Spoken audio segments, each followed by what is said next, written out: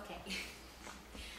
My speak topic is the Ming Dynasty today. Okay. Do you know when China first sent a fleet to visit other countries? No. And when the capitalism first appeared in China? Of course, the answer is the Ming Dynasty. From the 1368 to 1644, the Ming Dynasty was a period of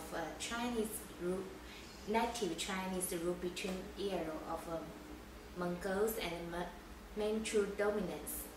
During the reign of the Ming Dynasty, China had a huge cultural and political influence from East Asia to the Turkic lands to the west, as well as throughout the Vietnam in the south.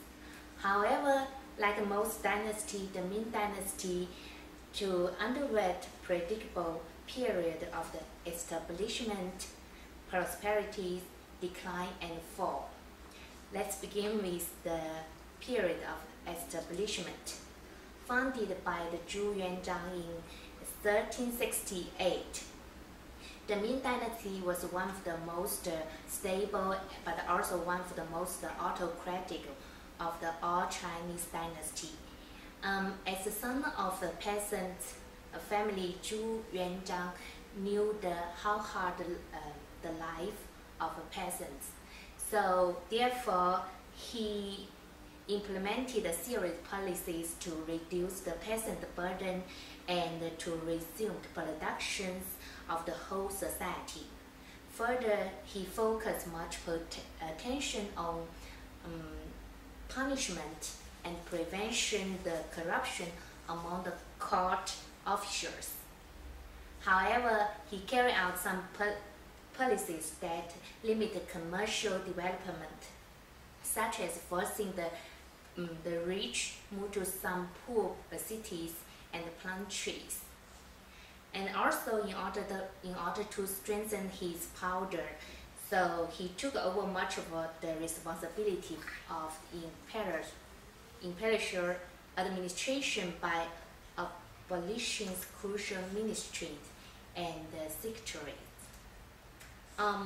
Unfortunately, this political change led to the eunuch faction to dominate in the late Ming Dynasty, and their decision-making was one of the reasons that led to the collapse of the Ming Dynasty in the end.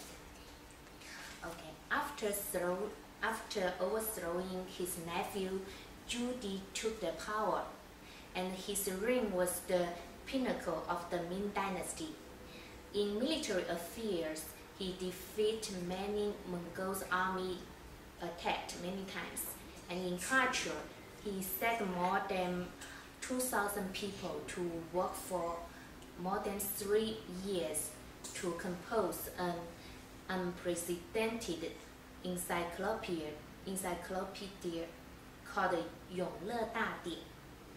It was regarded as the largest and perhaps the earliest encyclopedias in the world. For political and commercial reasons, Zhu Di sent a eunuch named Zheng He to lead the Ming fleet across the Indian Ocean as far as Arabia and the east coast of Africa, and expanding the influence of the Ming Dynasty in the world. Also, in order to better confront the Mongol threat from the north, Zhu Di rebuilt a new imperial palace in Beijing named Forbidden City. Meanwhile, the Great Wall was fortified and rebuilt to protect Beijing. And right now, the Forbidden City and the Great Wall are well preserved and are one of the most popular tourist spots in China. The turning point from prosperity to decline was the reign of Wan Li.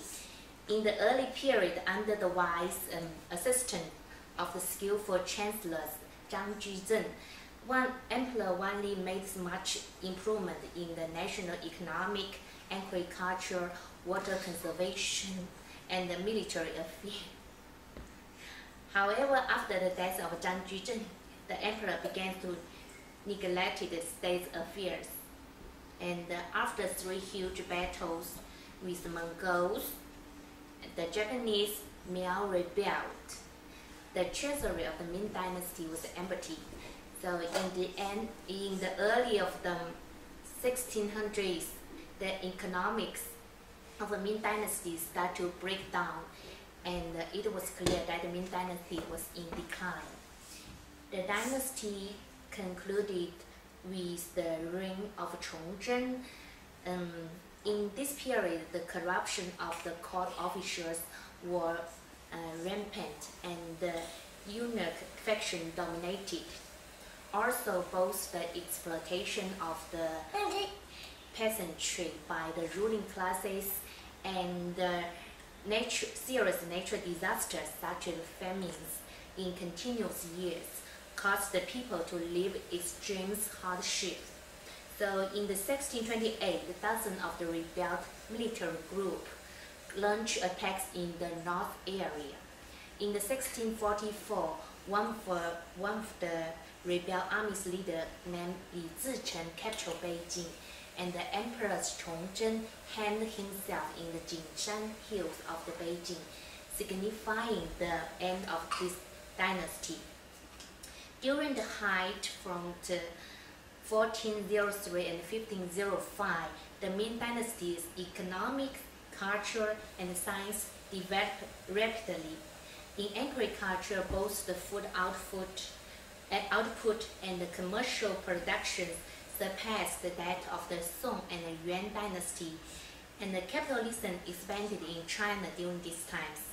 Numerous commodities, including silk, alcohol, tobacco, and fruit, were sold in many Chinese cities in the market.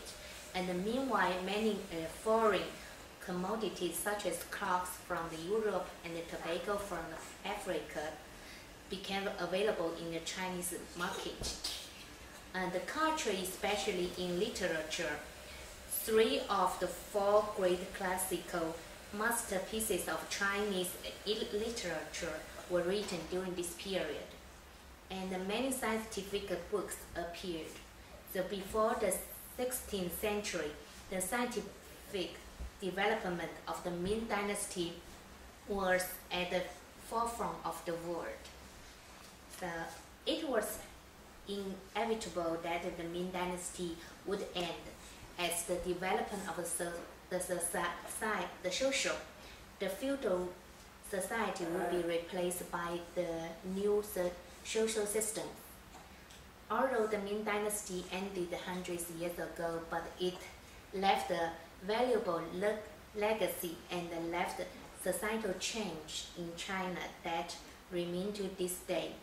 So when you visit Forbidden City today, please remember that once 15 emperors living here and accompanying with the Ming Dynasty's peak, decline, and fall. Thank you. Nice. Thank you. How many minutes? Like about 8.5. Good? Good enough. Miles maybe. Yeah.